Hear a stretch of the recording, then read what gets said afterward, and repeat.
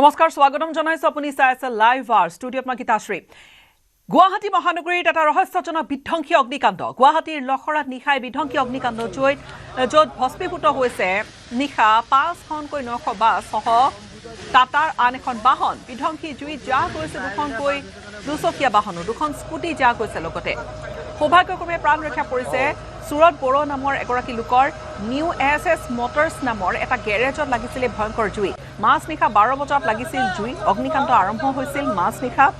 গড়ভঙা পথৰ গেৰেজটোত মেৰামতিৰ বাবে ৰখাই থোৱা আছিল বাহন কেইবাখনো অগ্নি নিৰ্বাপক বাহিনীৰ 10খনকৈ বাহনেৰে জুই নিৰ্বাপন কৰা হয় গেৰেজটোৰ স্বত্বাধিকাৰী সুজিত সিং নামৰ এজন পাঞ্জাবৰ লোক ৰহস্যজনক অগ্নিকাণ্ডক লৈ অঞ্চলজুৰি এতিয়া ব্যাপক চাঞ্চল্য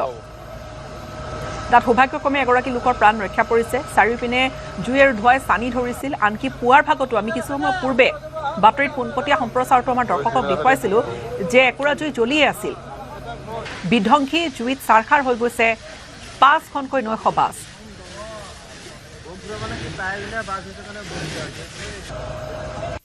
ৰাতি জুই লাগিছে আমি মানে ৰাতি আমি গম নাপাওঁ এনে শুই আছিলোঁ বাহিৰা মানুহে আহি পেলাই আমাক মাতিছে এই গেটত ধমধমকৈ মাতি আছে আমিতো গমেই নাপাওঁ ৰাতি শুই আছিলোঁ পটকৰো টাইমটো আমি চাব সময় নহ'ল মানে কেইটা বাজি 12টামান বাজিছে নেকি মোৰ অনুমান তাৰপিছত মাতি থাকোঁতে আমি বাহিৰত ওলাই চালোঁ ধুনীয়া জুই উঠিছে মস্ত ডাঙৰ জুই উঠিছে তাৰপিছত কি কৰোঁ তাৰপৰাই আমি ইয়াৰ পৰাই বাহিৰৰ মানুহকেইটা আমাক ইয়াৰ পৰা টানি টানি লৈ গ'ল বাহিৰলৈ ভয় লাগিছিলে এইটো 6খনেই জ্বলি গ'ল 5খন এইটো এই টোটেলি 5খনটো জ্বলিছে বাকী এইটো চেচিছটো অলপমান জ্বলিছে আৰু এইবিলাকো এই সৰু সৰু গাড়ীটো অলপ জ্বলিছে দেখাত মানে এভৰিথিং গৈছে আৰু ইয়াতে আৰু একো বাকী নাই বাছৰ পৰা আপোনাৰ বস্তু যি আছে মেচিন চব গৈছে এইটো আমাৰ মালিকৰ কেইখন গাড়ী জ্বলিছে টোটেল গাড়ী জ্বলিছে আপোনাৰ 5খন আৰু পিছফালে 2খন আছে ডেমেজ হৈছে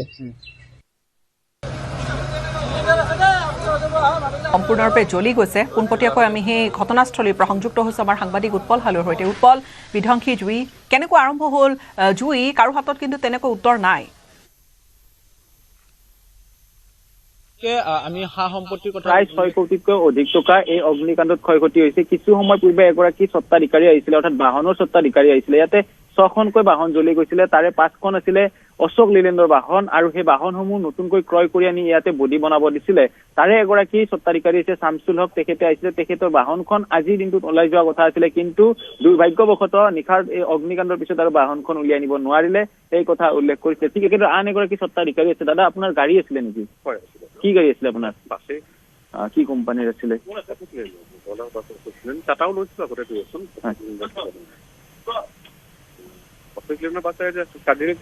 লাইফত প্ৰথম পাইছো এইটো ভিতৰত জ্বলা এতিয়া একো বস্তু কামত নাহে ইঞ্চুৰেঞ্চ ক্লেমত যাব ডিপেণ্ড পুলিচ ৰিপৰ্ট ইঞ্চুৰেঞ্চত দিব লাগে 95% দিয়ে 100% দিয়ে দিব লাগে কোনদিনা ওলাই যোৱা কথা আছিলে মই চাবলৈ আহিছো মোৰ ইয়াত গাড়ী কোনো নাই মোৰ গাড়ী মালিক হয় এখন গাড়ী কথা আছিলে আজি কাইলৈ পৰহি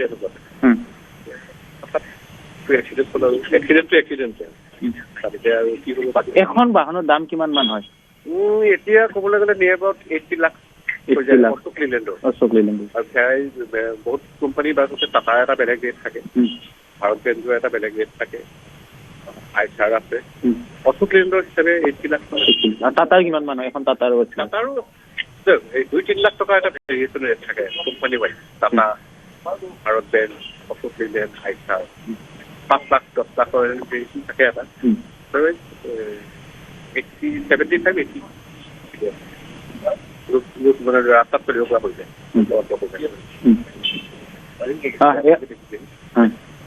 আপোনালোকে বেছিকে জ্বলিলে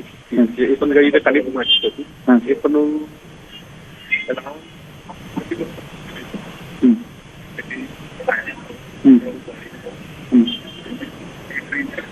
উৎপল তেওঁ যিখিনি কথা কৈছে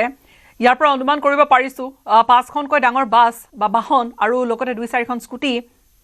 বা আন সৰু বাহন যিখিনি দেখা গৈছে সম্পূৰ্ণৰূপে কোটি টকাৰ সামগ্ৰী ইয়াত জ্বলি চাৰখাৰ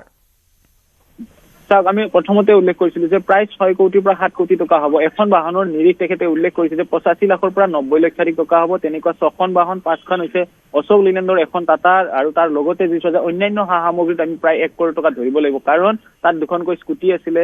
বিভিন্ন মেচিন আছিলে তাত সেইসমূহ আছিলে কিন্তু তেখেতে উল্লেখ কৰিছে যে তেখেতৰ জীৱনকালত দেখা এইটো প্ৰথম এনেধৰণৰ গেৰেজত হোৱা অগ্নিকাণ্ড য'ত একেলগে নতুন বাহন 6খনকৈ জ্বলি গৈছে 5খন হৈছে অশোক লিলেণ্ডৰ এখন হৈছে আপোনাৰ টাটা কোম্পানীৰ এই গোটেই ঘটনাটো সংঘটিত হৈছে লখৰাৰ পৰা যদি আমি গড়ভাঙা প্ৰৱেশ কৰা ৰাজপথত সোমাও তেতিয়াহ'লে সোমাই প্ৰৱেশ কৰি আমি সোঁফালে থকা যিটো নিউ এছ মটৰ্ছ আছে নিউ এছ কেনেকৈ লাগিল জুই কাৰো হাতত তেনেকৈ কিবা তথ্য চাওক আমি কিছু সময় পূৰ্বে এগৰাকী লোকৰ মন্তব্য লৈছিলো যিগৰাকী লোক এই ভিতৰ ভাগত আছিলে তেওঁ এক প্ৰকাৰ নিজৰ জীৱনটো প্ৰাণ কঢ়াই লৈ পৰিছিলে বা তেওঁৰ প্ৰাণটোৰ বাবে তেখেতে এক প্ৰকাৰ দৌৰিব লগা হৈছিলে সেই কথা তেখেতে স্পষ্টভাৱে উল্লেখ কৰিছিলে যে নিশা যেতিয়া তেওঁ সেই ঘটনা সংঘটিত হৈছিলে সেই সময়ছোৱাত যদি চোৱা যায় যে তেওঁ নিজৰ প্ৰাণ ঢাকি বাহিৰৰ পৰা ওলাই গৈছিলে আৰু এই মুহূৰ্তত কিছু উত্তপ্ত হৈছে পৰিস্থিতি আমি কিছু যদি সম্ভৱ হয় দেখুৱাইছে বাহিৰৰ কিছু উত্তপ্ত হৈছে কেনেধৰণৰ অগ্নিকাণ্ড হৈছে ইয়াক লৈ পিনে জ্বলি আহিছে আৰু ঠিক এনেধৰণৰ এটা পৰিৱেশ দেখিবলৈ পোৱা গৈছে ইয়াতে যিহেতু আমি উল্লেখ কৰিছো যে কালি নিশাৰ ভাগত নিউ এছ মটৰ্ছত এই অগ্নিকাণ্ড সংঘটিত হৈছিলে পিছফালৰ এটা চুকৰ পৰা জুই লগাৰ কথা প্ৰাৰম্ভিক পৰ্যায়ত গম পোৱা গৈছিলে কিন্তু নিশাৰ ইয়াতে বশিষ্ঠ আৰক্ষী আৰু ইয়াতে যিসকল স্বত্বাধিকাৰী আছে তেখেতসকলে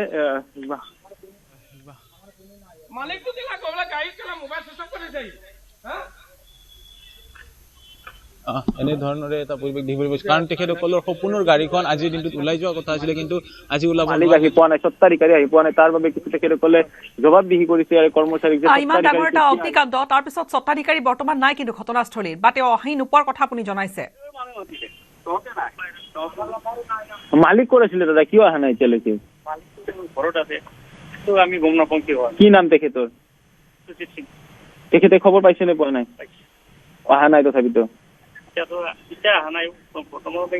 দাদা আপোনাৰ গাড়ী আছিলে আজি ওলাই যোৱা কথা আছিলে কিন্তু গৰাকী এতিয়ালৈকে মালিক ভাই ক'বলগীয়া এতিয়া মানে কোনো ভাষাই নাই মানে বেছি ক'ব তিনিমাহ আমি গাড়ীখনৰ লগত লাগি গাড়ীখন আজি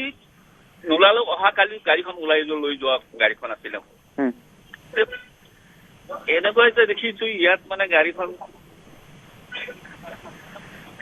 এখন 10-12খন গাড়ী বনি আছে ইয়াত গাড়ী এটা ড্ৰাইভাৰ নাই গাড়ী জুই লগা আগত বেলেগ চাইডত জুই লাগিছে তেতিয়ালৈকেতো গাড়ী জুই লগা নাছিলে তেতিয়া গাড়ীখন যদি ড্ৰাইভাৰ থাকিলে গাড়ীৰ যিখন গাড়ী ওলাই নিব পৰা গাড়ী আছিলে সেইকেইখন গাড়ী ওলাই নিব পাৰিলে কোনো ড্ৰাইভাৰ নাছিল কি কম আৰু ক'বলগীয়া হ'ব কাৰণে কালি ওলাব লগা গাড়ী গৰাকী এতিয়াও অহা নাই আৰু এই এছএছৰ যিটো মালিক এই বুঢ়ী গেৰেজৰ যিটো মালিক এতিয়ালৈকে আহাই নাই এতিয়া আমি ফোন কৰিও মানে তেওঁক নাপাওঁ কি কম আপোনাৰ কি কোম্পানীৰ গাড়ী আছিলে আমাৰ আন এগৰাকী স্বত্বাধিকাৰী আছে তেওঁৰ পৰাও কিছু কথা জানিবৰ বাবে চেষ্টা কৰিম ব্যৱস্থাটো নাই দেখোন ইয়াত সেই ব্যৱস্থা থাকিব এই ব্যৱস্থাটো নাই তেওঁলোকৰ আৰু এজন থাকিব লাগে ন ইয়াত যে কিবা এটা হ'লে ঘপকে গাড়ীখন যদি উলিয়াব পাৰে মোৰ গাড়ীখন চব বৰ্তমান জুই লগা নাছিলে মোৰখন কিনাখনো জুই নলগোৱাৰ আগতে তেওঁলোকে গম পালে কিন্তু মালিকৰ মোবাইলটো চুইচ অফ বুলি কৈছে চুইচ অফ কৰি দিছে ঠিক আছে ৰাতি বাদে চুইচ অফ কৰি দিছে একো নাই কিন্তু ইয়াত ড্ৰাইভাৰটো এজন থাকিব লাগে না এজন যে পিটিকা কিবা এটা গাড়ীখন লৈ যাব পাৰে ড্ৰাইভাৰ থাকিলে আপোনাৰ গাড়ীখন নজ্বলিলেহেঁতেন ন সম্পূৰ্ণ নাছিলে মোৰখন মোৰ লগৰজনে থাকিলেহেঁতেন আজি মোৰ কালি ওলোৱা গাড়ী দিন ৰাতি কষ্ট কৰি পেলাই আপোনাৰ ইয়াত কাম কৰা আছিলো গম পাইছে নে আছো ইয়াত তেওঁলোকে দেখি আছে দচুমক আপোনাৰ নাম কি আছিলে দাদা আপোনাৰ আজি ওলোৱা কথা আছিলে গাড়ীখন কালিয়ে ওলোৱা কথা আছিলে কিন্তু বেয়া লাগিছে এটাই কথা গাড়ীখন জুই নলগোৱা আগতে তেওঁলোকে গম পালে গাড়ীখন জুই লগাই নাই তেওঁলোকে ড্ৰাইভাৰ কোনোবা যায় এটা দেখি পেলাই গাড়ীখন উলিয়াই নিব পাৰে সেই দুখন গাড়ীটো বাচি যায় তেওঁলোকে সেইটো ৰেছপনচিবিলিটি ল'ব লাগে নে কওক আপোনালোকে কওক গৰাকী এতিয়াও অহা নাই বুলি গৰাকী এতিয়াও অহা নাই ফোন কৰি মাৰি আছো মই অহা নাই কেলে শুই থকা নে কি মই গম নাপাওঁ কিন্তু মই এতিয়া গম পাইছো যে মোৰ আমাৰ এই দুইখন গাড়ী জুই নলগোৱা আগতে তেওঁলোকে হাৰ পালে, তেওঁলোকে গম পালে, তেতিয়ালৈকে জুই লগাই নাই। ইয়াত থকা মানুহে কৰ্মচাৰীয়ে, ঠিক আছে, তেলে চক তেওঁলোকে গাড়ীখন কিয় উলিয়াই দিব নোৱাৰিলেহেঁতেন, ড্ৰাইভাৰজনটো এটেণ্ড থাকিব লাগে, কাৰণ কৰ্মচাৰী এজনটো গাড়ীখনটো উলিয়াই নিব নোৱাৰে, সম্ভৱ নহয় ন। সেইটো বডিগাৰ্ডৰ স্বত্বাধিকাৰী এইটো কৰিব লাগে, হয় নে নাই কওকচোন? মানে নিয়মখিনি তেখেতসকলে মানা নাই, এজন চালক ৰাখিব লাগে, সেই ধৰণৰ ব্যৱস্থা কৰা নাই। চালক থাকিলেতো গাড়ীখনটো বাচি যায় ন। আটাইতকৈ ডাঙৰ কথাটো হৈছে যে জুই লগালৈকে কেইবাখনো বাহন আচলতে তাত অগ্নিয়ে স্পৰ্শ কৰা নাছিল, হয়? কথা পাতক। কিবা ইকুইপমেণ্ট থাকিব, কোনো এটা ইকুইপমেণ্ট নাই। এইবিলাক জুই হ'ল মেটেৰিয়েলৰ জুই। এই জুইবিলাকত এনেকুৱা ডাঙৰ ডাঙৰ যিবিলাক আমাৰ ড্ৰাই পাউডাৰ ইউজ কৰা যিবিলাক তোমাৰ ডিষ্ট্ৰিবিউটাৰ আছে, যদি ইয়াত চাৰিটা থাকিলেহেঁতেন তেতিয়াহ'লে গাড়ীবিলাক বাচিলেহেঁতেন। গাড়ীত প্ৰথম জুই লগা নাছিলে, জুই লাগিছিল পিছফালে। ইয়াৰ পৰা গাড়ীৰ পৰা কমচে কম 100 মিটাৰ দূৰত জুই লাগিছিলে। সেই জুই অহাৰ আগত যদি এওঁলোক ড্ৰাই পাউডাৰ যদি ইয়াত ইউজ কৰিলেহেঁতেন, কাৰ্বন ডাই অক্সাইড যদি ইউজ কৰিলেহেঁতেন, তেতিয়াহ'লে গাড়ীবিলাক বাচিলেহেঁতেন। তেনেকুৱা কোনো অগ্নি নিৰ্বাহক কৰাৰ কাৰণে পৰুষ টকাৰ এটা ইণ্ডাষ্ট্ৰী চলি আছে। আপুনি কেতিয়া খবৰটো পালে? আমি ৰাতিপুৱা খবৰ পালো। কালি নিশাই আপোনালোক জনোৱা নাই? আমাক নিশা জ্বলোৱা কোনো খবৰ দিয়া নাই। আমি ৰাতিপুৱা প্ৰায় 8টামান বজাত খবৰ পালো। আপোনাৰ অশোক লেণ্ডৰ আছিলে, নাইট চুপাৰ আছিল। আজি গাড়ী ওলাই গ'ল হয়। আজি মানে আপোনাৰ ষ্টিকাৰ লগাৰ নামখিনি লগাৰ কথা আছিলে আৰু ওলাই গুচি গ'ল গাড়ী। এয়া আছিলে শামছুল হক নামৰ লোকজনৰ মন্তব্য। তেখেতৰ মন্তব্য ল'লে ঠিক একেদৰে প্ৰিন্স নামৰ আন এগৰাকী মন্তব্য। 3জনকৈ এতিয়া বাহনৰ স্বত্বাধিকাৰী আহিছে। তেখেতসকলৰ বাহনসমূহ কালিৰ ভাগত এখন প্ৰিন্সৰ বাহনখন কালিৰ ভাগত ওলাই যোৱা কথা আছিলে, আৰু শামছুল হক নামৰ ব্যক্তিজনৰ বাহনখন আজি ওলাই যোৱা কথা আছিলে, কিন্তু তেখেতসকলে সুকলমে উলিয়াই নিব নোৱাৰিলে। নিশা হোৱা অগ্নিকাণ্ডত সম্পূৰ্ণৰূপে গ'ল। আৰু এই অগ্নিকাণ্ডৰ সময়ছোৱাত যি ধৰণৰ ৰীতি নীতি পালন কৰিব লাগিছিলে, বা ইয়াতে যি ধৰণৰ ফায়াৰ, ইয়াতে কোটি কোটি টকাৰ কাম চলে, তাৰ পিছতো যি ধৰণৰ ফায়াৰৰ বাবে বিশেষ তেখেতসকলে জুই নিৰ্বাপনৰ ব্যৱস্থা কৰিব লাগিছে, সেই ব্যৱস্থা নকৰিলে। এনেকুৱা ধৰণৰ ব্যৱস্থা একো নাছিল। আৰু উৎপল, তাত গৰাকীয়ে এতিয়ালৈকে ফোন নোতোলা কথাটো বা আহি ঘটনাস্থলী, ইমান ডাঙৰ ঘটনা এটা, তাৰপিছতো আহি নোপোৱা বিষয়টো আচলতে চাঞ্চল্যকৰ। কিন্তু কাৰো হাতত তেনেকুৱা উত্তৰ নাই যে জুই আৰম্ভণি হৈছিল শ্বৰ্ট চাৰ্কিটৰ পৰা নে কি হৈছিল, কিবা জানিব পাৰিছে?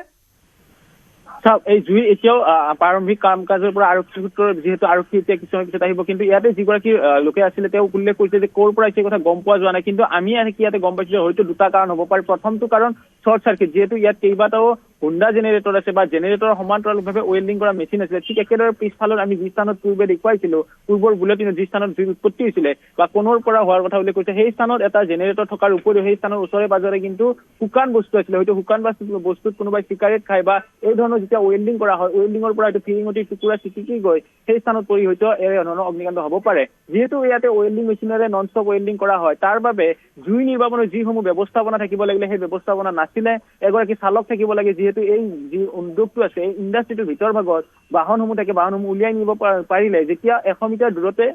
জুইৰ কথা উল্লেখ কৰা হৈছে, বা 100 মিটাৰ নহলেও সেই জুই কিন্তু 5 মিটাৰ যদি আঁতৰতো ধৰা যায়, তেতিয়াও কিন্তু বাহনসমূহ উলিয়াই নিব পাৰিলে হয়। যদি এগৰাকী চালক থাকিলে বা দক্ষ ইয়াতে বিষয়া থাকিলে হয়, বা দক্ষ যদি এগৰাকী কৰ্মচাৰী ৰাখিলে, তেতিয়াহ'লে বাহনসমূহ তেখেতসকলে উলিয়াই নি পিনে এক প্ৰকাৰ বচাব পাৰিলে হয়। সেই কথা প্ৰিন্স নামৰ যিগৰাকী এয়া বাক্সৰ স্বত্বাধিকাৰী আছে বা শামছুল হক নামৰ যিগৰাকী স্বত্বাধিকাৰী আছে, তেখেতসকলে স্পষ্টভাৱে উল্লেখ কৰিছে। এতিয়াও স্বত্বাধিকাৰী যিগৰাকী সঞ্জিত বুলি কোৱা হৈছে, নাম সুজিত বিশ্বাস বুলি কোৱা হৈছে,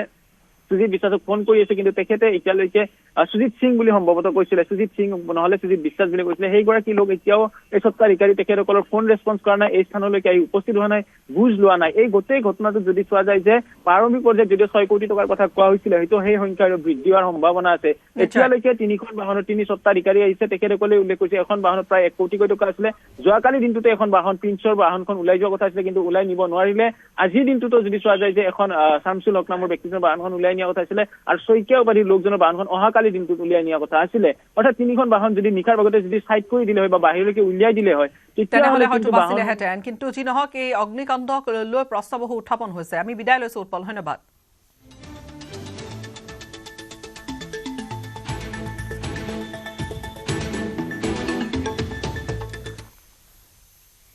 যোৰহাটত ৰাইজৰ পদূলিত ৰাইজৰ কংগ্ৰেছৰ এক ফ্লপ শ্ব'। ৰাইজৰ পৰামৰ্শৰ টোপোলা অনুষ্ঠান থলীতেই এৰি গুচি গ'ল কংগ্ৰেছী নেতৃত্ব। তিনিটাকৈ বাকচ আছিল য'ত ৰাইজে লিখিতভাৱে দিছিল পৰামৰ্শবোৰ APCCৰ সভাপতি গৌৰৱ গগৈ উপস্থিত আছিল অনুষ্ঠানত আৰু ৰাইজৰ পৰামৰ্শ বাকচবোৰ তাত প্ৰেছ ক্লাবতে এৰি থৈ গ'ল কংগ্ৰেছৰ বিষয়ববীয়াই যোৰহাটত যি এই অনুষ্ঠান পতা হৈছিলে ৰাইজৰ পদূলিত ৰাইজৰ কংগ্ৰেছ শীৰ্ষক অনুষ্ঠান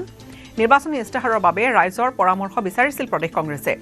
আৰু সেই অনুসৰি বহু লোকে পৰামৰ্শ দিছিল APCCৰ সভাপতি গৌৰৱ গগৈও আছিল এই কাৰ্যসূচীত ৰাইজৰ পৰামৰ্শক অসন্মান কৰিলে চূড়ান্তভাৱে কংগ্ৰেছে কিয়নো যোৰহাটত নিৰ্বাচনী ইস্তাহাৰৰ বাবে ৰাইজে কংগ্ৰেছ নেতৃত্বক প্ৰদান কৰা পৰামৰ্শৰ সেই টোপোলা নিবলৈকেই পাহৰিলে কংগ্ৰেছৰ বিষয়ববীয়াই অনুষ্ঠান থলীতেই পৰি থাকিল ৰাইজে লিখিতভাৱে আগবঢ়োৱা পৰামৰ্শ ভৰ্তি তিনিটাকৈ বাকচ যোৰহাটত কংগ্ৰেছৰ শীৰ্ষ নেতৃত্ব আয়োজন কৰা ৰাইজৰ পদূলিত ৰাইজৰ কংগ্ৰেছ এই অনুষ্ঠানটি এই ঘটনা যোৰহাটৰ বহু লোকৰ পৰা আগন্তুক নিৰ্বাচনৰ ইস্তাহাৰৰ বাবে অভাৱ অভিযোগ আৰু পৰামৰ্শ গ্ৰহণ কৰিছিল কংগ্ৰেছ নেতৃত্বই অনুষ্ঠানত উপস্থিত আছিল APCCৰ সভাপতি গৌৰৱ গগৈ লগতে আছিল AICCৰ সম্পাদক বিকাশ উপাধ্যায়কে ধৰি কংগ্ৰেছৰ বহু বিষয়ববীয়া কাগজৰ টুকুৰাবোৰত লিখি থোৱা এইবোৰ পৰামৰ্শ তিনিটাকৈ বাকচত বেলট পেপাৰৰ দৰে ভৰাই গৈছিল আৰু সেয়া আচলতে বিচাৰিছিল ৰাইজৰ পৰা সেই পৰামৰ্শবোৰ ৰাইজৰ পদূলিত ৰাইজৰ কংগ্ৰেছৰ এই অনুষ্ঠানলৈ অহা লোকসকলে তেওঁলোকে পৰামৰ্শ দিলে ঠিকেই কিন্তু বাকচবোৰ পৰামৰ্শ ভৰ্তি তিনিটাকৈ বাকচ অনুষ্ঠান শেষ হোৱাৰ পিছতো নিবলৈকেই পাহৰিলে বিষয়ববীয়াসকলে তন্দ্ৰা ভাগিল কংগ্ৰেছৰ অৱশেষত এৰাতি এলাগি কৰি বৃহস্পতিবাৰে পুৱা পৰামৰ্শৰ এই বাকচ সংগ্ৰহ কৰাত লাগি পৰিল কংগ্ৰেছ নেতৃত্ব যোৰহাট প্ৰেছ ক্লাবত ৰাইজে দিয়া পৰামৰ্শৰ বাকচবোৰ এৰি গৈছিল কংগ্ৰেছে আৰু নিৰ্বাচনী ইস্তাহাৰৰ বাবে ৰাইজে যিখিনি পৰামৰ্শ দিছিল ৰাইজৰ পৰামৰ্শ বিচাৰিছিল প্ৰদেশ কংগ্ৰেছে সেই পৰামৰ্শখিনি এনেকৈ এই বাকচ কেইটাত ভৰাবলৈ কোৱা হৈছিল বাকচ কেইটাৰে কিন্তু তাতে এৰি থৈ গ'ল কংগ্ৰেছে পৰামৰ্শলৈ পিঠি দিয়ে প্ৰকাৰ প্ৰেছ ক্লাবতে ৰাখি থৈ গৈছিল তিনিটাকৈ পৰামৰ্শ ভৰ্তি বাকচ তাৰপিছত যেতিয়া নিউজ 18 অসম নৰ্থ ইষ্টত এই বাতৰি সম্প্ৰচাৰিত হ'ল নিশা তাৰপিছতহে গা লৰিল যোৰহাটৰ কংগ্ৰেছী বিষয়ববীয়াৰ আৰু তাৰপিছত পুৱাৰ দৃশ্য নিশা হেনো নিবলৈ আহিছিল কিন্তু তলা আছিল আৰু চৌহদটোত আৰু তাৰপিছত প্ৰেছ ক্লাব চৌহদৰ পৰৱৰ্তী সময়ছোৱাত আজি পুৱাৰ ভাগত লৰালৰিকৈ বাকচ কেইটা লৈ গৈছে অৱশেষত যেন তন্দ্ৰা ভাঙিল কংগ্ৰেছৰ পুৱাৰ ভাগতে বাকচ কেইটা লৈ গ'ল কংগ্ৰেছৰ নেতৃত্বই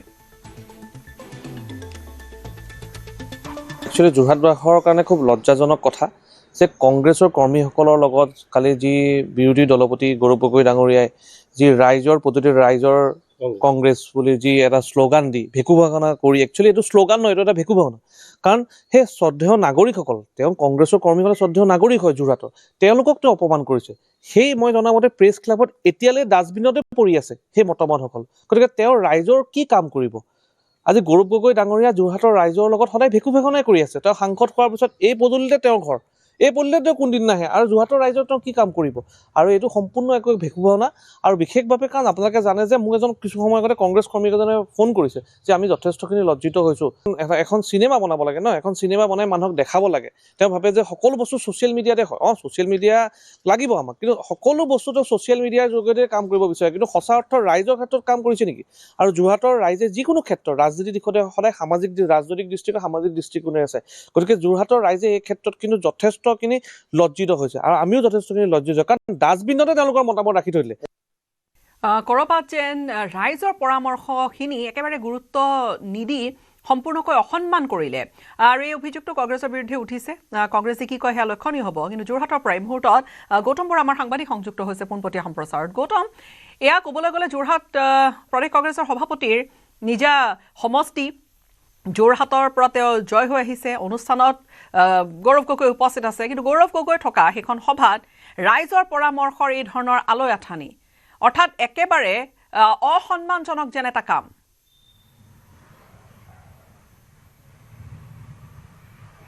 হয় নিশ্চয়কৈ গীতাশ্ৰী চাওক পূৰ্বতে আছিলে কংগ্ৰেছ চৰকাৰৰ দিনৰ ৰাইজৰ পদূলিত ৰাইজৰ চৰকাৰ আৰু বৰ্তমান হ'লগৈ নিৰ্বাচনী যি প্ৰচাৰ তাৰ বাবে তেওঁলোকে ব্যৱহাৰ কৰিছে ৰাইজৰ পদূলিত ৰাইজৰ কংগ্ৰেছ কিন্তু ৰাইজৰ যি পৰামৰ্শ সেই পৰামৰ্শখিনিক যেন তেওঁলোকে ডাষ্টবিনত পেলালে তেওঁলোকে কোনো গুৰুত্বই প্ৰদান নকৰিলে আৰু সেই বাতৰি যেতিয়া নিউজ 18 অসম নৰ্থ ইষ্ট যোগে যোৱা নিশা সম্প্ৰচাৰিত হ'ল তাৰপিছত যোৰহাট জিলা কংগ্ৰেছৰ মাজত হাহাকাৰ পৰিস্থিতিৰ সৃষ্টি হয় আৰু আজি পুৱাতে আহি তেওঁলোকে সেই বাকচকেইটা লৈ গৈছে আৰু ইয়াকে লৈ তীব্ৰ প্ৰতিক্ৰিয়াৰ সৃষ্টি হৈছে যে যিসকল ৰাইজৰ পৰামৰ্শ ঠিক সেইদৰে তেওঁলোকৰ যিখিনি অভাৱ অভিযোগক গুৰুত্ব প্ৰদান কৰি নিৰ্বাচনী ইস্তিহাৰত সেইসমূহ সন্নিৱিষ্ট কৰাৰ বাবে এই অনুষ্ঠানৰ আয়োজন কৰা হৈছিলে যোৰহাটত আৰু তেওঁলোকৰ সেই পৰামৰ্শ বুলি তাত একো সাধাৰণ লোক নাছিলে তাত তেওঁলোকৰ কংগ্ৰেছৰ বিশেষকৈ মহিলা কংগ্ৰেছৰ তিতাবৰ যোৰহাটৰ যিসকল মহিলা কংগ্ৰেছ আৰু যিহেতু মহিলাসকলক সৰ্বাধিক গুৰুত্ব দিয়া হ'ব বুলি কালি গৌৰৱ গগৈ ডাঙৰীয়াই জানিবলৈ দিছে সেই মহিলাসকলৰ যিখিনি অভাৱ অভিযোগ পৰামৰ্শ তাকে ধূলিসাৎ কৰি তেওঁলোকে ইয়াতে পেলাই থৈ গ'ল অৰ্থাৎ অৱহেলা তেওঁলোকে গুৰুত্ব প্ৰদান নকৰিলে ইয়াক লৈ প্ৰতিক্ৰিয়াৰ সৃষ্টি হৈছে আমাৰ সৈতে আছে বিজেপিৰ যুৱ মৰ্চাৰ প্ৰাক্তন সভাপতি তথা যুৱ নেতা সিদ্ধাংকু অংকুৰ বৰুৱা ডাঙৰীয়া মই জানিব বিচাৰিম যে যিটো আমি দেখিবলৈ পালোঁ যে যোৰহাটবাসী ৰাইজৰ ঠিক সেইটো তেওঁলোকৰ কংগ্ৰেছ কৰ্মীসকলৰ মতামতক পৰামৰ্শ কোনো গুৰুত্ব প্ৰদান নকৰিলে যি সময়ত মাননীয় মুখ্যমন্ত্ৰী ডক্টৰ হিমন্ত বিশ্ব শৰ্মা আৰু আমাৰ ৰাজ্যিক সভাপতি দিলীপ শইকীয়া ডাঙৰীয়া সকলোতকৈ বেছি তৃণমূল পৰ্যায়ৰ কৰ্মীক গুৰুত্ব দি আছে বুথৰ কাৰ্যকৰ্তাক গুৰুত্ব দি আছে সেই সময়তে তেওঁলোকৰ কৰ্মীসকলক যি কালি তেওঁ অপমান কৰিলে বিশেষভাৱে অকল কৰ্মী নহয় যোৰহাটৰ শ্ৰদ্ধেয় নাগৰিকসকলক তেওঁ অপমান কৰিছে কাৰণ তেওঁলোক যোৰহাট বা তিতাবৰে তেওঁলোকে এজন নাগৰিক তেওঁ অপমান কৰিলে সেইটো সঁচাকৈ লজ্জাজনক কথা আগতেও শুনিছোঁ যে প্ৰয়াত তৰুণ গগৈৰ দিনত ৰাইজৰ পদূলি ৰাইজৰ চৰকাৰ সেই নিৰ্বাচনী প্ৰচাৰো এতিয়া বৰ্তমান এটা ভেকুভনা হৈছিলে আৰু বৰ্তমানো গৌৰৱ গগৈ ডাঙৰীয়াই কি যোৰহাটৰ পৰা যি নিৰ্বাচনী প্ৰচাৰ আৰম্ভ কৰিছিলে সেইটো এটা ভেকুভনা ৰূপলৈ পৰিৱৰ্তন হৈছে গতিকে এইটো খুব লজ্জাজনক ঘটনা যোৰহাটৰ ৰাইজক অপমান কৰিছে কাৰণ আপোনালোকে চাওক যি সময়ত আপোনাৰ মই বাৰে বাৰে কৈছোঁ মুখ্যমন্ত্ৰী ডাঙৰীয়াই বিশেষকৈ সকলোতকৈ বুথৰ যি তৃণমূল পৰ্যায়ৰ কাৰ্যকৰ্তাক গুৰুত্ব দিছে সেই সময়ত গৌৰৱ গগৈ ডাঙৰীয়াই সেই ডাষ্টবিনত পেলাই থাকে ৰাইজৰ পদূলিত ৰাইজৰ কংগ্ৰেছৰ যি মতামত আছিলে আৰু তেওঁলোকৰ কৰ্মীসকলৰ লগত মোক কিছুমান মোৰ ভাল বন্ধু আছে তেওঁ কৰ্মীসকলে মোক ফোন যোগেও জনাইছে যে আমি বহুখিনি কষ্ট কৰি যোৰহাটখনক কেনেকৈ আগুৱাই লৈ যাব পাৰোঁ বা আমি জয়ী হ'ব পাৰোঁ নিৰ্বাচনত বহুখিনি মতামত দিছিলে আৰু সেই মতামত কেৱল ডাষ্টবিনতে থাকিলে এতিয়াও মই জনামতে প্ৰেছ ক্লাবৰ পৰা কিছু সময় আগত তেওঁলোকে মুখ ঢাকি সেই ডাষ্টবিনৰ পৰা সেই মতামতখিনি আনিবলৈ কৈছে ইয়াতকৈ আৰু লজ্জাজনক কথা একো হ'ব নোৱাৰে আৰু মই ক'বলৈ বিচাৰোঁ যে যোৰহাটখন এখন সাংস্কৃতিক ৰাজধানী যোৰহাটখন সমগ্ৰ অসমৰ ভিতৰত এখন চৰ্চাৰ এখন লোকসভা সমষ্টি হওক বা বিধানসভা সমষ্টিয়ে হওক কিন্তু যোৰহাটৰ তেওঁ সাংসদ হোৱাৰ পিছত তেওঁ যোৰহাটৰ ৰাইজে তেওঁ কোনদিন দেখিবলৈ পোৱা নাই কিন্তু সেই যদি চাই আপোনালোকে যে আমাৰ সন্মানীয় লোকসভা সমষ্টিৰ যি দায়িত্ব দি থৈছে যে আমাৰ কেন্দ্ৰীয় মন্ত্ৰী পবিত্ৰ মাৰ্ঘেৰিটাই আপোনালোকে যোৰহাট হওক তিয়ক হওক নাজিৰা হওক শিৱসাগৰ সকলোতে তেওঁ দিন ৰাতি একেবাৰে ৰাইজৰ কাষত কাষ চাপিছে গতিকে এইটো খুব লজ্জাজনক কথা আৰু তেওঁৰ এই পদূলিতে তেওঁৰ ঘৰ এইটো পদূলিতে এইটো ভোট গ্ৰহণ কাৰণে ভোট দিবলৈ আহে আজিলে তেওঁ সাংসদ হোৱাৰ পিছত এদিনলৈ এই পদূলিৰ ৰাইজে দেখা নাই কাৰণ ৰাইজৰ তেওঁ কি কাম কৰিব বা অসমবাসী তেওঁ কি কাম কৰিব মই এইখিনিতে এটা কথা সুধিব বিচাৰিছোঁ যে গীতাশ্ৰী যিসমূহ পৰামৰ্শ আছিলে যিকেইটা বাকচ আমি দেখা পাইছোঁ সেই বাকচকেইটা আছিলে তিতাবৰ মহিলা কংগ্ৰেছৰ যোৰহাট জিলা মহিলা কংগ্ৰেছৰ অৰ্থাৎ এইবাৰ যিহেতু বহু সমষ্টিত মহিলা ভোটাৰৰ সংখ্যা অধিক আৰু তাৰ বাবে আমি দেখা পাইছোঁ ৰাজনৈতিক দলসমূহে এবাৰ মহিলাসকলক অধিক গুৰুত্ব প্ৰদান কৰিছিলে আৰু কংগ্ৰেছো তাৰ ব্যতিক্ৰম নহয় কালি আমাক সেই সন্দৰ্ভত গৌৰৱ গগৈ ডাঙৰীয়াই কৈছেও যে মহিলাসকলৰ সুৰক্ষাৰ বাবে তেওঁলোকে নিৰ্বাচনী ইস্তাহাৰত বিশেষ তেওঁলোকে ঘোষণা কৰিব আৰু মহিলাসকলৰ বাবেও বিশেষ আঁচনি তেওঁলোকে যে ল'ব নিৰ্বাচনত জয়ী হ'লে সেই নিৰ্বাচনী ইস্তাহাৰত প্ৰকাশ পাব কিন্তু সেই মহিলাসকলে আগবঢ়োৱা পৰামৰ্শ তেওঁলোকৰ মতামত অভাৱ অভিযোগ ক'ত পৰি ৰৈ গ'ল যিখন মিটিং তেওঁলোকে অনুষ্ঠিত কৰিছিলে সেই মিটিং যিখন প্ৰেছ ক্লাবৰ যিটো সভাগৃহ আছিলে তাতে পৰি ৰৈ গ'ল অ'ত ত'ত সিঁচৰিত হৈ পৰি আছিলে সাংবাদিকে গৈ তুলি সন্মান সহকাৰে টেবুলৰ ওপৰত সেয়া থৈছিলে তেতিয়ালৈকে তেওঁলোকে জনা নাছিলে কিন্তু যেতিয়া তেওঁলোকক সংবাদ মাধ্যমত বাতৰি সম্প্ৰচাৰ হ'ল তাৰ পিছতহে জানিব পাৰিলে সৰ্বসাধাৰণ ৰাইজৰ কথা বাদে কথাখিনি এনেকুৱা যে শীৰ্ষ নেতৃত্বৰো কোনো গুৰুত্ব নাই বাকচ আছে তাত কোনোবা দায়িত্বত আছে শীৰ্ষ নেতৃত্বৰো কোনো গুৰুত্ব নাই যিসকল জিলা কংগ্ৰেছৰ দায়িত্বত আছে তেওঁলোকৰো যেন কোনো গুৰুত্ব নাই অৰ্থাৎ কোনোবাই দিছে দিয়ক এনেকুৱা ধৰণৰ নহয় জানো কথাখিনি দেখাততো তেনেকুৱাই যে কোনোবাই দিছে পৰামৰ্শ দিয়ক কিন্তু তাত কাৰো আচলতে সেইখিনি লৈ কোনো মন কানি নাই বা হৈ কি আছে আচলতে কংগ্ৰেছত হৈ কি আছে সেইখিনি চোৱা চিতা কৰিবলৈও শীৰ্ষ যিসকল নেতৃত্ব আছে তেওঁলোকৰো যে গুৰুত্ব নাই এই ধৰণৰ ঘটনাৰ পৰা ওলাই পৰিছে তাত গৌৰৱ গগৈ নিজে আছিল হয় হয় হয় হয় নিশ্চয়কৈ তাতে কংগ্ৰেছৰ শীৰ্ষ নেতৃত্ব আছিলে কিন্তু তেওঁলোকে যে গুৰুত্ব নাই দিয়া আৰু যে তেওঁলোকৰ দলটো যিধৰণে চলিছে যে সেই গুৰুত্বহীন কৰি পেলালে তেওঁলোকৰ ৰাইজৰ পৰামৰ্শ তেওঁলোকৰ নিজৰে দলৰে মহিলা নেতৃসকলৰ মহিলা কৰ্মীসকলৰ পৰামৰ্শ যে তেওঁলোকে গুৰুত্বহীন কৰি পেলালে আৰু শীৰ্ষ নেতৃত্ব উপস্থিত থকা অৱস্থাতে কি ক'ব তো এইটো খুব লজ্জাজনক কথা আৰু আপোনাক মই বাৰে বাৰে কৈছোঁ যি সময়ত ভাৰতীয় জনতা পাৰ্টীয়ে সদায় তৃণমূল পৰ্যায়ৰ কাৰ্যকৰ্তাক গুৰুত্ব দিয়ে মাননীয় প্ৰধানমন্ত্ৰী নৰেন্দ্ৰ মোদী আহোঁতে সেইদিনাখন আমাৰ লগত যোনটো বিষয়ববীয়াৰ লগত সভা কৰিছিলে গুৱাহাটীত তেওঁ বাৰে বাৰে কৈছিলে যে আমি বুথৰ কাৰ্যকৰ্তাৰ লগত থাকিব লাগে তৃণমূল পৰ্যায়কৰ্তা তেওঁলোকৰ ঘৰত ভাত খাব লাগে তেওঁলোকৰ লগত তেওঁলোকৰ যোনখিনি সমস্যা আছে সমাধান কৰিবলৈ সেই সময়তে গৌৰৱ গগৈ ডাঙৰীয়াই যোনটো আজি যোৰহাটৰ ৰাইজৰ আগত তেওঁ যিটো নিদৰ্শন দাঙিলে এইটো নিদৰ্শন বুলিয়ে কৈছোঁ লাগে সেইটো অতি লজ্জাজনক ঘটনা আৰু তেওঁলোকে যোৰহাটত তেওঁ নিজৰ পদূলিলে কোনদিন আহিব বাৰে বাৰে কৈছোঁ এইটো তেওঁৰ নিজৰ পদূলি তেওঁ নিজৰ পদূলিলে কোনদিন আহি পোৱা নাই মই জনামতে তেওঁৰ ঘৰতে 4টা ঘৰ পাৰ হৈ তেওঁলোকৰ ঘৰ প্ৰয়াত তৰুণ গগৈ তেওঁ নিজৰ ঘৰত নাথাকে চামেলি মেমচাবত থাকে গতিকে ইয়াতকৈ আৰু লজ্জাজনক ঘটনা একো হ'ব নোৱাৰে আৰু সঁচাকৈ কেৱল যোৰহাটৰ নাগৰিকক তেওঁ অপমান কৰিছে কাৰণ যোৰহাটখনৰ এখন সাংস্কৃতিক ৰাজধানী আৰু যোৰহাটৰ যিকোনো ৰাজধানীক দৃষ্টিভংগীতকৈ সামাজিক দৃষ্টিভংগী যে প্ৰত্যেকটো ক্ষেত্ৰত ইয়াৰ পৰা এইটো পোহৰলৈ আহিছে নেকি যে দলটোৰ যিটো সাংগঠনিক যি ধৰণে পৰিচালনা হৈ আছে যে আমি পুনৰবাৰ কৈছোঁ নিউজ18 অসম নৰ্থ ইষ্টৰ দৰ্শকসকলক গীতাশ্ৰী যে সাধাৰণ লোকসকলৰ পৰা মতামত লৈছিলে পৰামৰ্শ লৈছিলে আৰু তেওঁলোকৰ যিসকল কংগ্ৰেছ কৰ্মী আছে তৃণমূল পৰ্যায়ত তেওঁলোকৰ পৰা মতামত লৈছিলে আৰু সেই বাকচ কেইটাত আমি দেখা পাইছিলোঁ বিশেষকৈ মহিলা যিসকল কংগ্ৰেছ কৰ্মী বিষয়ববীয়া আছিলে বিশেষকৈ তিতাবৰ সমষ্টি আৰু ভাস্কৰ বৰুৱা ডাঙৰীয়া অৰ্থাৎ তিতাবৰৰ MLA গৰাকীও তেতিয়া সেইখন সভাত আছিলে আৰু ভাস্কৰ বৰুৱা ডাঙৰীয়া জড়িত তিতাবৰৰ পৰা বহু সংখ্যক মহিলা কৰ্মী আহিছিলে মহিলা বিষয়ববীয়া আহিছিলে কংগ্ৰেছৰ আৰু তেওঁলোকৰ বাবে এটা সুকীয়া বাকচৰ ব্যৱস্থা কৰা হৈছিলে আৰু তাতে সৰ্বাধিক আমি দেখা পাইছোঁ যে তাতে বহুখিনি পত্ৰ তেনেধৰণে তেওঁলোকে মতামত দিছে পৰামৰ্শ আগবঢ়াইছে যে আমি গৌৰৱ গগৈ ডাঙৰীয়াক পৰৱৰ্তী মুখ্যমন্ত্ৰী হিচাপে বিচাৰোঁ পানীৰ সমস্যা আছে মূল্য বৃদ্ধিৰ সন্দৰ্ভত বহুতে পৰামৰ্শ আগবঢ়াইছে কিন্তু সেইবোৰ ক'ত পৰি ৰৈ গ'ল তেওঁলোকে নিৰ্বাচনী ইস্তাহাৰ বাবে বিশ্লেষণৰ বাবে লৈ নগ'ল প্ৰেছ ক্লাবতে সিঁচৰিত হৈ পৰি থাকি গ'ল আৰু আটাইতকৈ লজ্জাজনক বিষয়টো হ'ব বা আটাইতকৈ আচলতে চকুত পৰা বিষয়টো হ'ব যে তাত পৰি থাকিল আৰু তেওঁলোকৰ কাৰো খবৰ নাছিল যেতিয়া সংবাদ মাধ্যমে বাতৰিটো সম্প্ৰচাৰ কৰিলোঁ তাৰ পিছতহে তেওঁলোকে গম পালে যে তাত বাকচ কেইটা পৰি আছে আৰু তাৰ পিছত তেওঁলোকে তন্দ্ৰা ভাঙিল আৰু পুৱাৰ ভাগত নিবলৈ আহিল আমি বিদায় ল'ম আপোনাৰ পৰা গৌতম ধন্যবাদ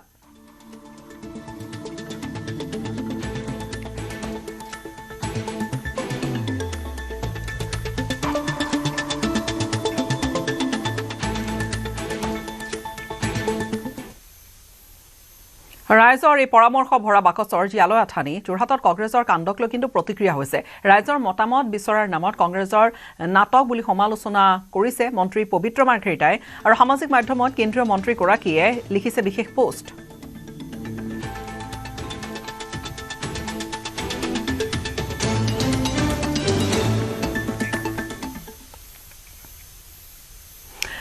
আম্বানী পৰিয়ালৰ দ্বাৰা সন্মানিত মিজো চাঞ্চল্য এষ্টাৰ আম্বানী পৰিয়ালৰ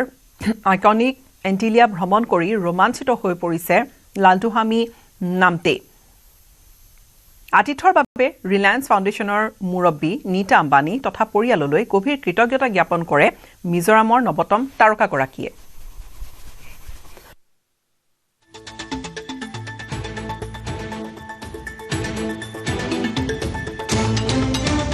সামাজিক মাধ্যমত এই ভ্ৰমণক বিশেষ এক অভিজ্ঞতা বুলি অভিহিত কৰিছে পৰম্পৰাগত মিজো সাজেৰে ৰাষ্ট্ৰীয় মঞ্চত উজলিল মিজো তাৰকাগৰাকী কিছুদিন পূৰ্বে প্ৰধানমন্ত্ৰী ৰাষ্ট্ৰীয় বাল পুৰস্কাৰ লাভ কৰিছিল 9 বছৰীয়া এষ্টাৰে আৰু 26 ডিচেম্বৰত নতুন দিল্লীত ৰাষ্ট্ৰপতি দ্ৰৌপদী মুৰ্মুৱে প্ৰদান কৰিছিল এই বঁটা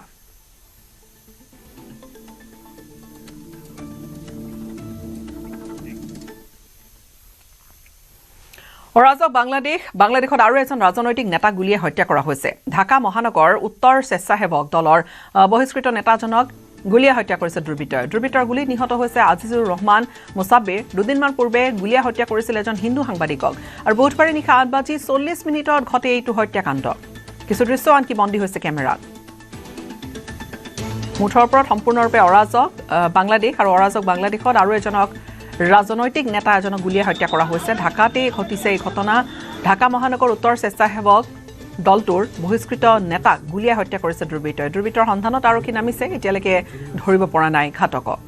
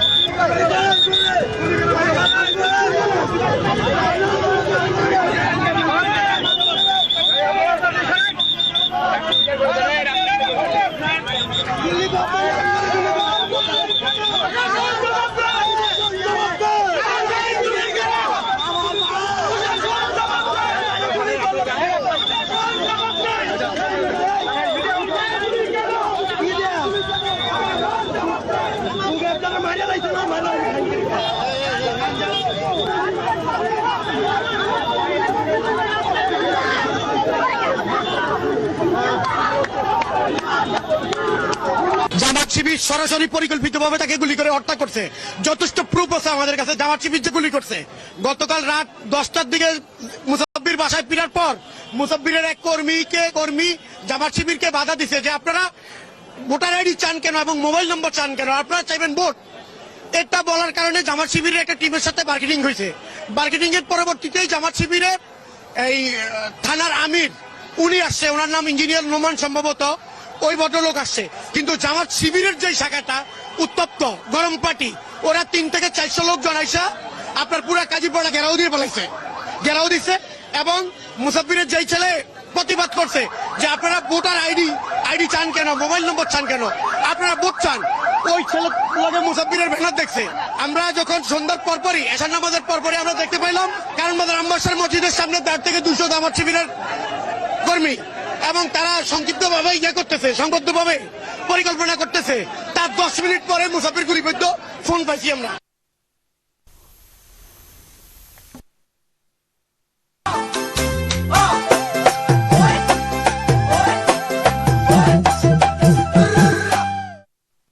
আৰু ভোগালী বিহু বুলি প্ৰতিঘৰ অসমীয়াৰে অপাৰ ব্যস্ততা এতিয়া বিশেষকৈ পাকঘৰত। গাঁৱে গাঁৱে মহিলাসকল ব্যস্ত হৈ পৰিছে চিৰা পিঠা প্ৰস্তুত কৰাত আৰু গহপুৰৰ হাতী বন্ঠিয়াত ঢেঁকীৰ পিঠাগুৰি খুন্দি আনন্দ ফূৰ্তিৰে প্ৰস্তুতি কৰিছে ভোগালী বিহুটিৰ। সাজু কৰিছে নানাবিধ পিঠা পনা লগতে জলপান।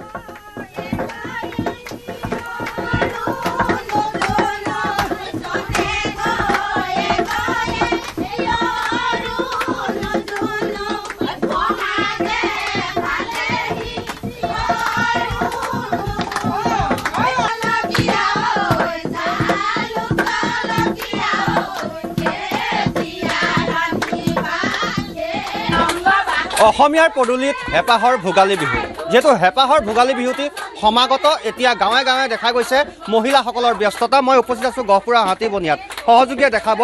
ঢেঁকীত পিঠাগুৰি খুন্দি পিঠা পনা বনোৱাত তেওঁলোক ব্যস্ত হৈ আছে। সকলো মিলা প্ৰীতিৰে একত্ৰিত হৈ খুব আনন্দ ফূৰ্তিৰ মাজেৰে এনেদৰে বিবিধ পিঠা পনা জা জলপান লাড়ু তৈয়াৰ কৰাত ব্যস্ত হৈ আছে। ঢেঁকী দিয়াই ঢেঁকী দিছে, পিঠা বনোৱাই পিঠা বনাইছে, বিহু গোৱাই বিহু গাই আছে। এয়া হৈছে গাঁৱলীয়া জীৱনৰ এক সঁচা ছবি, যি ভোগালী বিহু আহিল বুলি ক'লে এনেদৰে সকলো ব্যস্ত হৈ পৰে।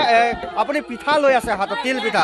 কিমান পিঠা বনাইছে এইবাৰ, কি কি বনাইছে? প্ৰায় আমাৰ 1000মান বনোৱা বস্তু হৈ গ'ল আৰু এতিয়া এয়া বনাই আছে, পিঠাগুড়ি খুন্দি আছে। সকলোকে ভোগালী বিহুৰ শুভেচ্ছা জনাইছোঁ। আৰু আমি বিহুৰ বাবে, যিহেতু ভোগালী বিহু, আমি বিহুৰ বাবে আমি পিঠা পনা জলপান আমাৰ ইতিমধ্যে জলপান প্ৰস্তুতি চলাই হৈ গ'ল, বনোৱা হৈ গ'ল। চিৰা আমি ঢেঁকীতে খুন্দিছোঁ। আমি সকলো ৰাইজ আমি মহিলাসকল মিলি পেলাই আমি একেলগে চুবুৰী গাঁৱৰ মহিলাসকল মিলি আমি বিহুৰ প্ৰস্তুতি প্ৰতি বছৰে চলাই আছোঁ আৰু এবাৰো তেনেদৰে আমি এনেকৈ চলাই আছোঁ। এয়া পিঠা বনাইছে, পিঠাগুড়ি ভাজিছে আৰু সেইফালে চাওক পিঠা ভাজি আছে আৰু এয়া ঢেঁকী দি আছে, পিঠাগুড়ি খুন্দি আছে, বিহু মাৰি আছে। সকলো ফূৰ্তিৰে আমি আনন্দ ফূৰ্তিৰে বিহু ভাগ চলাই যাম বুলি ভাবিছোঁ। নিশ্চয় খুব আনন্দ ফূৰ্তি কৰি আছে আৰু এয়া বিধে বিধে দেখাইছে সহযোগীয়ে পিঠা পনা, তিল, মুড়ি ইত্যাদি বিবিধ তেওঁলোকে পিঠা পনা তৈয়াৰ কৰিছে। আৰু এনেদৰে আমি দেখাইছোঁ নিউজ 18 অসম নৰ্থ ইষ্টৰ দৰ্শকসকলক। মই অকণমান আপোনাৰ নমস্কাৰ। আজি সকলো নিউজ 18লৈ আমাৰ আন্তৰিক ধন্যবাদ থাকিল আৰু ভোগালী বিহু শুভেচ্ছা থাকিল। কাৰণ আমি এনেকৈ মিলি জুলি সদায় একতা হৈ পেলাই আমি এনেকৈ ভোগালী বিহু উৎসৱটো আমি বহুত উৎসৱে পালন কৰোঁ। নিশ্চয়। বাইদেউ আপুনি পিঠাগুড়ি চালি আছে। নমস্কাৰ, সকলোলৈকে ভোগালী বিহুৰ শুভেচ্ছা জ্ঞাপন কৰিছোঁ। আমি এয়া ওচৰ চুবুৰীয়া সকলো একত্ৰিত হৈ বিহুৰ যুঁজাৰ কৰিছোঁ। হয় নিশ্চয়, বিহুৰ যুঁজা এনেদৰে আচলতে আনন্দ ফূৰ্তিৰ মাজেৰে কৰিছে। আনফালে এয়া তেওঁলোকে তিল পিঠা বনোৱাত ব্যস্ত হৈ আছে। তিল পিঠা বাইদেউ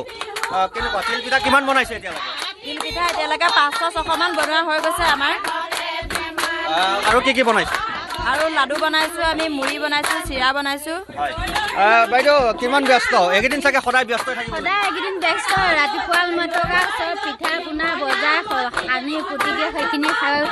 আৰু সকলোকে মিলি জুলি ওলাই মেলি আগবঢ়ে। আৰু আজিকালি মিলা প্ৰীতি শক্তিটো নাইকিয়াই হৈছে, গতিকে আমাৰ সকলো মহিলাখিনি একতা হৈ মিলি জুলি পিঠা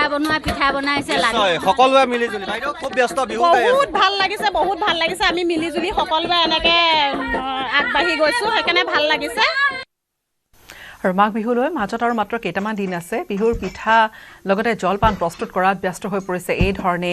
মহিলাসকল ডিগবৈত প্ৰস্তুত কৰা পিঠা পঠোৱা হৈছে লণ্ডন আমেৰিকালৈও ৰামনগৰৰ আলোক নামৰ আত্মসহায়ক এই গোটটোৰ মহিলাসকলে প্ৰস্তুত কৰিছে বিভিন্নবিধ পিঠা মই বৰ্তমান উপস্থিত আছোঁ ডিগবৈ ৰামনগৰত আলোক নামেৰে এটি আত্মসহায়ক গোট প্ৰায় 2018 চনতে আৰম্ভ কৰিছিল এই আত্মসহায়ক গোটে বিহু নাপাবলৈ ক'লে পিঠা পনা বনোৱাত ব্যস্ত হৈ পৰিছে এই মহিলাসকলৰ 12 গৰাকী মহিলা ইতিমধ্যে দেখা গৈছে বিভিন্ন ধৰণৰ পিঠা তিল পিঠা ঘিলা পিঠা নাৰিকলৰ লাডু নিমকি লগতে আৰু বহু বিহুৰ যি জলপান সকলোখিনি ইতিমধ্যে প্ৰস্তুত কৰাত ব্যস্ত হৈ পৰিছে আৰু কি ক'ব যেটো আপোনালোকে এই পিঠা বনোৱাত ব্যস্ত হৈ পৰিছে আৰু আমি জানিব পাৰিছো আপোনালোকে 12 মাহে এই পিঠা পনা প্ৰস্তুত কৰি থাকে কিন্তু যেহেতু আগন্তুক মাঘ বিহুৰ উপলক্ষে আপোনালোকৰ প্ৰস্তুতি কেনে ধৰণৰ বা আপোনালোকে এই পিঠা পনা ইতিমধ্যে প্ৰস্তুত কৰি আছে কোন ঠাইলৈ প্ৰেৰণ কৰে এই বিশেষ আমি জানিব বিচাৰিছো হয় আমি পিঠা বনাই আছোঁ আমাৰ ডিগবৈ অঞ্চলৰ মানে ডিগবৈ আশে-পাশে অঞ্চলত লগতে দুলীয়াজান নাহৰকটীয়া তাৰপিছত আপোনাৰ গুৱাহাটীলৈও আছে যথেষ্ট অৰ্ডাৰ আছে মোৰ গুৱাহাটীত তাৰপিছত যোৱাকালি আমি এটা অৰ্ডাৰ পঠালোঁ আমেৰিকালৈ বুলি গৈছে আৰু তেনেকৈ আৰু বেংগলৰলৈ গৈছে অহাকালিলৈও আছে এটা অৰ্ডাৰ বেংগলৰলৈ পঠিয়াম আমি এনেকৈ বনাবলৈ চেষ্টা কৰিছোঁ আৰু আপোনালোকে যে 12 মাহে পিঠা প্ৰস্তুত কৰি থাকে আপোনালোকৰ যেটো 12 গৰাকী মহিলা আপোনালোকৰ উপাৰ্জন হিচাপে কিমান আপোনালোকৰ এনে লাভ হয় কিবা কি ধৰণৰ লাভ হয় আমি মানে একদম কম হেৰিয়াত কৈছোঁ মিনিমাম যদি আমি 10,000 আমি যদি ইনভেষ্ট কৰোঁ আমাৰ মানে ৰিটাৰ্ণত আমাৰ 28,000 30,000 এনেকৈ আহি যায় আৰু মাঘৰ বিহু আহিল মইনা মাঘৰ বিহু আহিল দুহৰ বিহু জ্বলিল মইনা মেঘি জুয়ো জ্বলিল অসমীয়াৰ মন প্ৰাণ ৰঙে ৰসে ভৰিল মইনা ৰঙে ৰসে ভৰিল আৰু ভেলাঘৰ প্ৰস্তুত কৰাটো ব্যস্ত হৈ পৰিছে শিৱসাগৰৰ বানমুখ মটক গোহাঁই গাঁৱৰ ডেকাসকল জাকজমকতাৰ পৰিৱৰ্তে অতীজৰে পৰা দেখি অহা যি স্বাভাৱিক আকৃতিৰ ভেলাঘৰ সেয়াই নিৰ্মাণ কৰিছে বানমুখ মটক গোহাঁই গাঁৱৰ ৰাইজে এইবাৰ ইকৰাৰে ভেলাঘৰ সাজিছে ডেকাসকলে আৰু ভেলাঘৰ নিৰ্মাণ কৰাৰ সময়ত আনন্দ উৎসাহ প্ৰকাশ কৰিছে সকলোৱে হেপাহৰ ভোগালী বিহুলৈ মাজত মাত্ৰ কেইটামান দিন বাকী থকা অৱস্থাত শিৱসাগৰৰ বানমুখ মটক গোহাঁই গাঁৱতো আনন্দ উৎসাহে পৰিলক্ষিত হৈছে ডেকাসকলৰ মাজত কাৰণ তেওঁলোক বৰ্তমান ভেলাঘৰ তথা মেজি ঘৰ নিৰ্মাণত ব্যস্ত হৈ পৰা দেখা গৈছে এয়া মই দেখুৱাইছো শিৱসাগৰৰ বানমুখ মটক গোহাঁই গাঁৱত এনেধৰণেই এটি ভেলাঘৰ তেওঁলোকে সাজিছে আৰু ইয়াতে বিহুৰ উৰুকাৰ ভোজ লগে ভাগে এই মুকলিয়া আকাশৰ তলত গ্ৰহণ কৰিব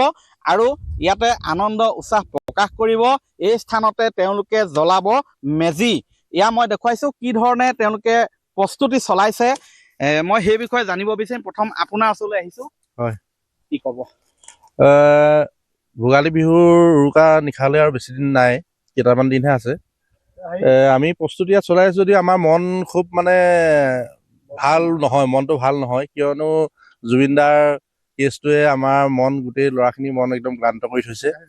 আৰু তেওঁ ন্যায় নোপোৱালৈকে আমি মানে বৰ ফূৰ্তি কৰিবলৈ মন নাই তথাপিও পৰম্পৰা ৰক্ষা আমি কৰিব লাগিব ইয়া বানমুখ মটক গোহাঁই গাঁৱত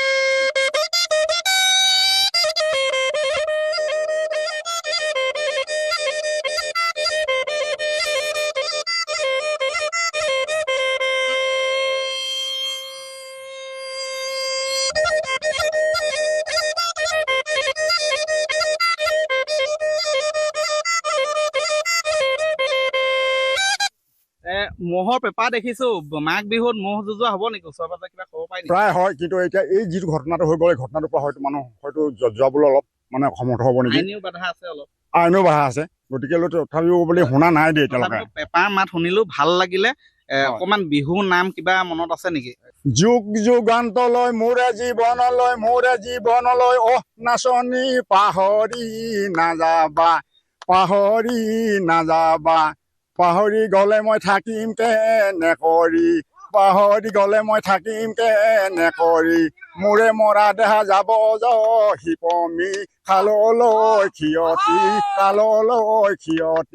ৰাখি আৰু এই ধৰণে চলিছে এতিয়া বিহুৰ প্ৰস্তুতি সময়খিনিত এটা বিৰতিৰ এইটো মাইথান ষ্টিল নহয় ওচৰ চুবুৰীয়াসকলে লগাইছে ষ্ট্ৰং মানে মাইথান ষ্টিল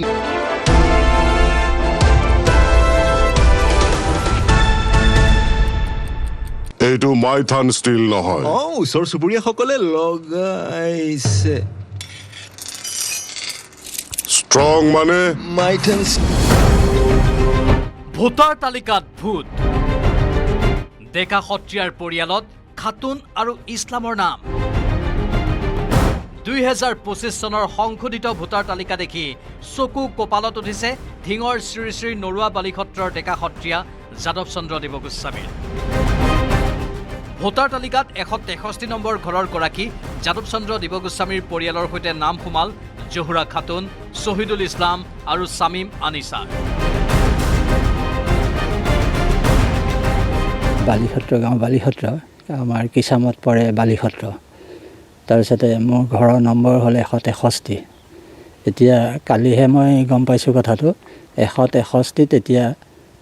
মোৰ লগতে আৰু মুছলমান কেইজনমানৰ নাম সোমাইছে বুলি গম পাইছোঁ আৰু তাৰ লগতে দিছে 163 কখন 1 2 তেনেকুৱাও দিছে তো এইটো হ'ব নালাগিছিলে আমি হ'লো পুৰণা মানুহ তাৰ মাজতে এইবিলাক কেনেকৈ কি সোমাল কি নসোমাল নাজানো গতিকে এইখিনি এতিয়া শুধৰণি কেনেকৈ কৰে সেইখিনি আহ্বান জনাইছোঁ শ্ৰী শ্ৰী নৰুৱা বালিসত্ৰৰ ডেকা সত্ৰীয়াৰ পৰিয়ালৰ সৈতে খাতুন আৰু ইছলামৰ নাম সাঙুৰিলে কোনে ভোটাৰ তালিকাৰ সংশোধনীৰ সৈতে জড়িত থকা বিষয়া কৰ্মচাৰীয়ে নে আন কোনোবাই যাদৱ চন্দ্ৰ দেৱগোস্বামীৰ পৰিয়ালত জহুৰা খাতুন আৰু শহীদুল ইছলামৰ নাম অন্তৰ্ভুক্ত কৰাসকলক চিনাক্ত কৰি শাস্তি বিহাৰ আহ্বান আছুৰ সভাপতি উৎপল শৰ্মাৰ হৈছে কাৰ ভুলৰ কাৰণে এই ঘটনাটো সংঘটিত হ'বলৈ পালে তেওঁৰ বিৰুদ্ধে ব্যৱস্থা লোৱা হ'ল নে নহ'ল যি বিষয়া বা যি কৰ্মচাৰীৰ ভুলৰ কাৰণে অৱহেলাৰ কাৰণে গাফিলতিৰ কাৰণে অচিনাকি ব্যক্তিৰ নাম এই ধৰণেৰে বিশেষ সংশোধনৰ সময়ত ভোটাৰ তালিকাত সন্নিৱিষ্ট হ'ল তেওঁৰ বিৰুদ্ধে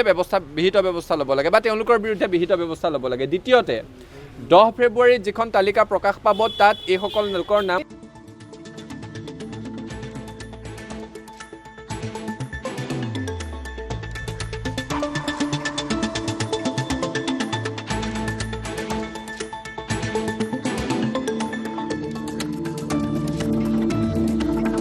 এইটো মাইথান ষ্টিল নহয় ওচৰ চুবুৰীয়াসকলে লগাইছে ষ্ট্ৰং মানে ভোটাৰ তালিকাত ভূত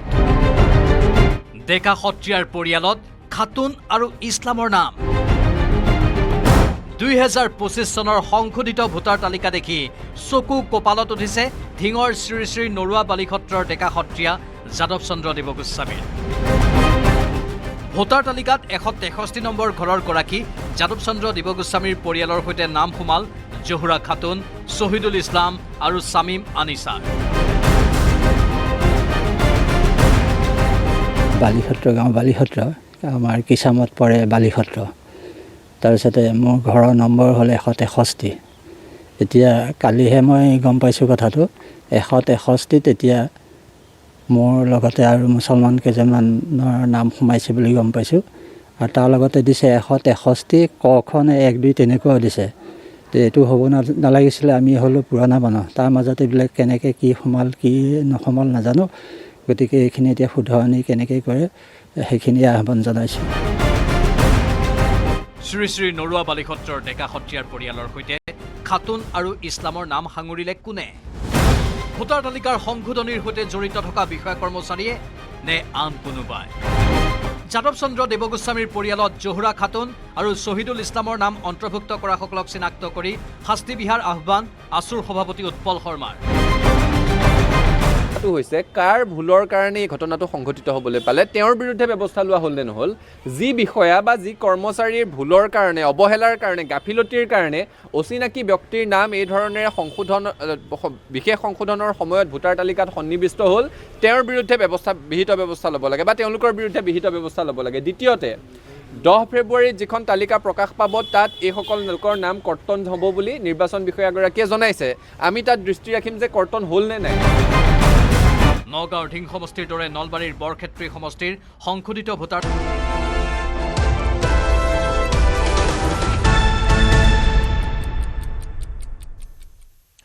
৬৬টাকৈ আন্তঃৰাষ্ট্ৰীয় সংস্থাৰ পৰা আঁতৰি আহিবলৈ আমেৰিকাক নিৰ্দেশ দিছে ৰাষ্ট্ৰপতি ডোনাল্ড ট্ৰাম্পে। ইয়াৰ ভিতৰত আছে ভাৰত ফ্ৰান্স নেতৃত্বাধীন আন্তঃৰাষ্ট্ৰীয় সৌৰ মিত্ৰতাও আৰু আমেৰিকাৰ সাৰ্বভৌমত্ব নিৰাপত্তা আৰু অৰ্থনৈতিক স্বাৰ্থ সুৰক্ষিত কৰাৰ বাবে এই পদক্ষেপ গ্ৰহণ কৰা হৈছে বুলি জনাইছে হোৱাইট হাউছে। এই সংস্থাসমূহে আমেৰিকাৰ জাতীয় স্বাৰ্থ সাৰ্বভৌমত্ব আৰু অৰ্থনৈতিক অগ্ৰাধিকাৰৰ বিৰুদ্ধে কাম কৰি আহিছে বুলি অভিযোগ উত্থাপন কৰিছে হোৱাইট হাউছে। ইতিমধ্যে বৃহস্পতিবাৰে ৰাষ্ট্ৰপতিৰ স্মাৰক পত্ৰত স্বাক্ষৰ প্ৰদান কৰিছে ডোনাল্ড ট্ৰাম্পে আৰু প্ৰশাসনৰ মতে সংস্থাসমূহৰ বহুতেই আমেৰিকাৰ কৰদাতাৰ ধন ফলপ্ৰসূভাৱে ব্যৱহাৰ কৰা নাই আৰু বিশ্বব্যাপী এজেণ্ডাক আমেৰিকাৰ অগ্ৰাধিকাৰৰ ওপৰত স্থান দিয়ে। লগতে বিবৃতিটোত প্ৰকাশ কৰিছে ৬৬টাকৈ আন্তঃৰাষ্ট্ৰীয় সংস্থাৰ পৰা আঁতৰি অহাৰ একমাত্ৰ উদ্দেশ্য হৈছে আমেৰিকাৰ পুঁজি হ্ৰাস কৰা, ঘৰুৱা আন্তঃগাঁথনি, ৰাষ্ট্ৰীয় নিৰাপত্তা আদি পুনৰ শক্তিশালী কৰা। ট্ৰাম্প প্ৰশাসনৰ আমেৰিকা প্ৰথম নীতিৰ সৈতে এই সিদ্ধান্ত সামঞ্জস্য আছে বুলি কোৱা হৈছে য'ত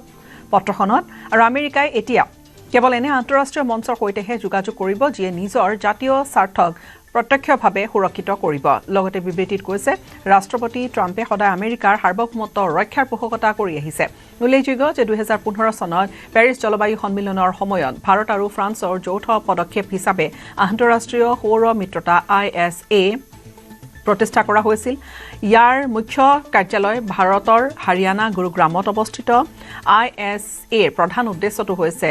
ট্ৰপিক অফ কেঞ্চাৰ আৰু ট্ৰপিক অফ কেপ্ৰিকৰ্নৰ মাজত সম্পূৰ্ণৰূপে বা আংশিকভাৱে অৱস্থিত দেশসমূহত সৌৰ শক্তিৰ ব্যৱহাৰক প্ৰসাৰ কৰা। ইয়াৰ লক্ষ্য হৈছে সৌৰ শক্তিক সুলভ, পৰিষ্কাৰ আৰু বহনক্ষম কৰি তোলাৰ লগতে জলবায়ু পৰিৱৰ্তনৰ বিৰুদ্ধে যুঁজ দিয়া। সংস্থাটোৰ প্ৰধান লক্ষ্যসমূহৰ ভিতৰত আছে সৌৰ প্ৰযুক্তিৰ খৰচ হ্ৰাস কৰা, বিনিয়োগ আৰু বিত্তীয় সাহায্য প্ৰদান কৰা, সৌৰ প্ৰকল্পত কাৰিকৰী সহযোগিতা বৃদ্ধি কৰা আৰু বিশ্বব্যাপী সৌৰ শক্তিক গ্ৰহণক উৎসাহিত কৰা। সংস্থাটোৱে সৌৰ পানী পাম্প, ছাদৰ ওপৰত সৌৰ ব্যৱস্থা, গ্ৰীড সংযুক্ত প্ৰকল্প, সামৰ্থ্য বিকাশৰ বাবে প্ৰশিক্ষণ কাৰ্যসূচী আৰু সেউজ শক্তিৰ বিত্তীয় সাহায্যকে ধৰি বিভিন্ন ব্যৱহাৰিক কাৰ্যসূচীত সক্ৰিয়ভাৱে কাম কৰি আছে।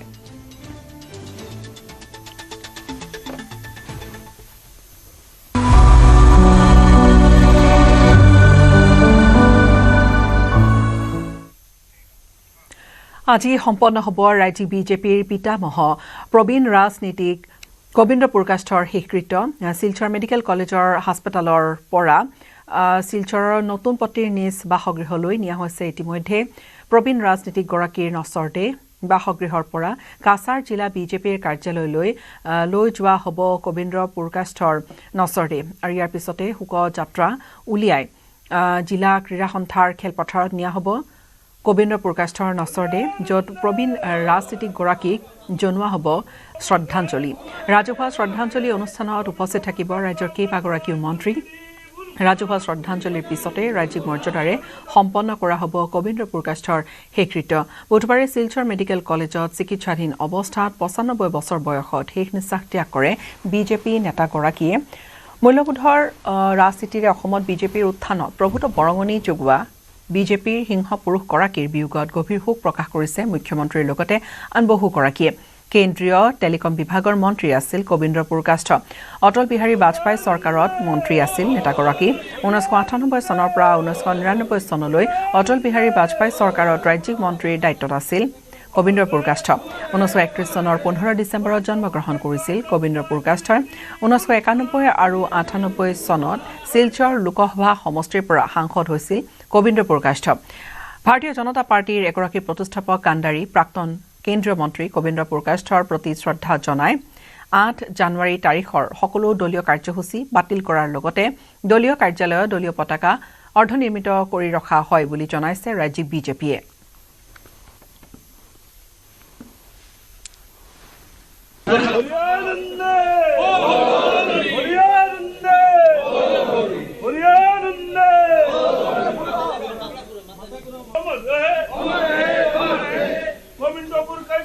জনসংঘৰ পৰা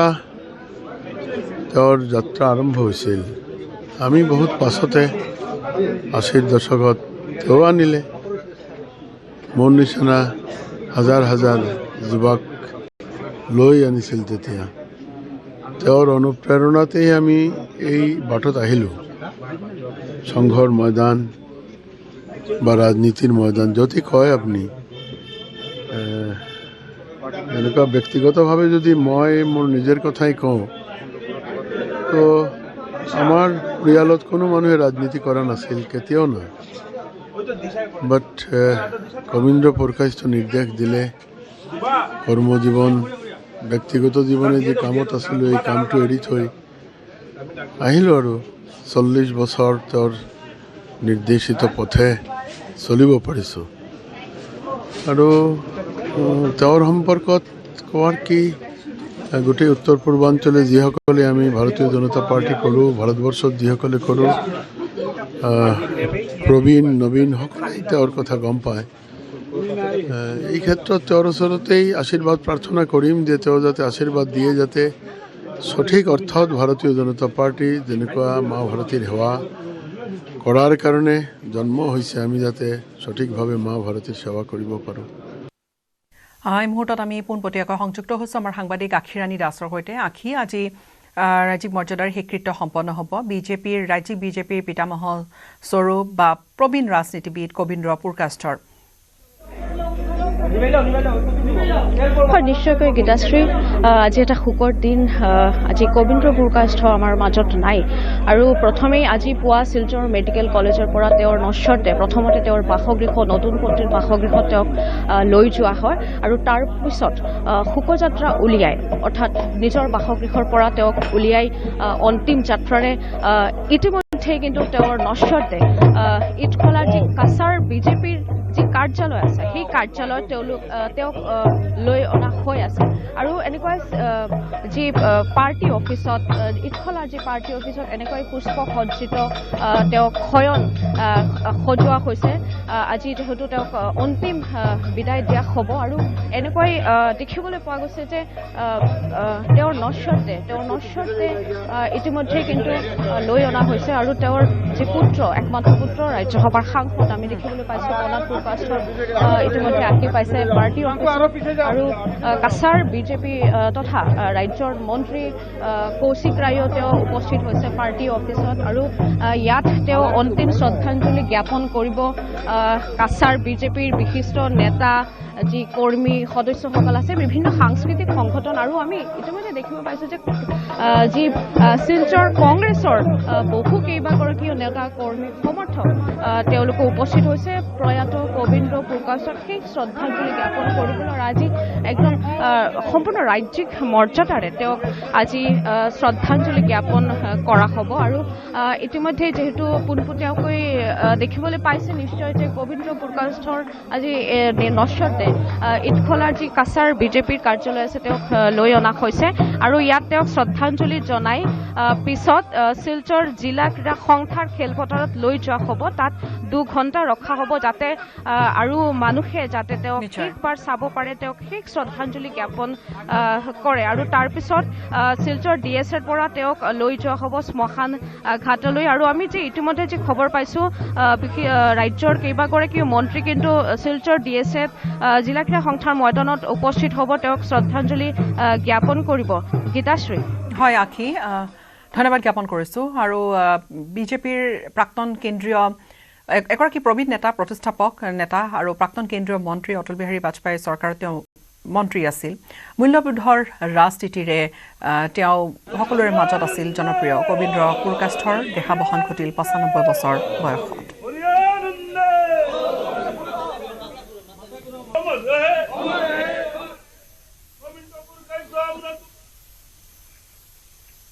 ইয়াৰ সৈতে বিদায় ল'ম, নমস্কাৰ। এইটো মাইথান ষ্টীল নহয়। ওচৰ চুবুৰীয়াসকলে লগাইছে। ষ্ট্ৰং মানে মাইথান ষ্টীল।